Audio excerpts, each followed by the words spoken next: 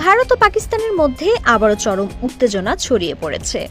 ভারতের তরফ থেকে মিসাইল হামলা চালানো হয় পাকিস্তান নিয়ন্ত্রিত কাশ্মীরের মুজাফফরবাদে। পাল্টা জবাবে পাকিস্তান এরই মধ্যে ভারতের 5টি বিমান ভূপাতিত করেছে বলে জানায় পাকিস্তানের প্রতিরক্ষামন্ত্রী।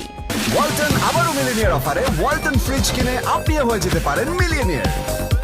মিলিনিয়ার ছড়াছড়ি দেশ জুড়ে, এটা শুধু ওয়ালটনই পারে। এই পরিস্থিতিতে ভারতের একটি অংশে আতঙ্ক ছড়িয়ে পড়ে।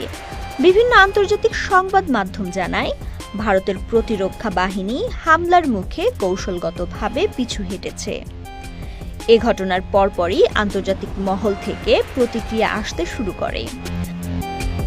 জাতিসংঘ মহাসচিব অ্যান্তোনিও গুতেরেস 2 দেশের প্রতি শান্ত থাকার আহ্বান জানান। মার্কিন প্রেসিডেন্ট ডোনাল্ড ট্রাম্প ভারতের এই হামলাকে লজ্জাজনক বলে মন্তব্য করেছেন। এখন প্রশ্ন উঠছে, পাকিস্তান আসলে কি চায়? বিশ্লেষকদের মতে, পাকিস্তান বর্তমান পরিস্থিতিকে আন্তর্জাতিকীকরণ করতে চায়, বিশেষ করে কাশ্মীর ইস্যুতে। অন্যদিকে ভারতের অভ্যন্তরীণ রাজনীতিতেও এই ঘটনা বড় প্রভাব ফেলেছে। জাতীয় নিরাপত্তা ইস্যু এখন নির্বাচনের বড় ইস্যুতে পরিণত হয়েছে।